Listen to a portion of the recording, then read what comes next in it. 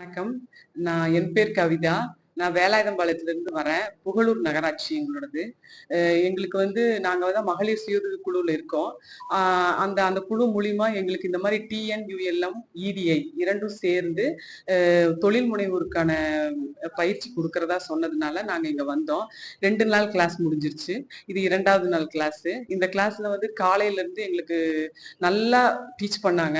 அதுல என்னென்ன சொல்லிக் குடுத்தாங்கன்னா, இந்த லோன் வாங்குறது, லோன்ல என்னென்ன வெரைட்டி இருக்கு, நாம அந்த லோன் வாங்குனா என்னென்ன மானியம் கிடைக்கும், என்னென்ன யூசஸ் அந்த மாரி நெறைய சொன்னாங்க.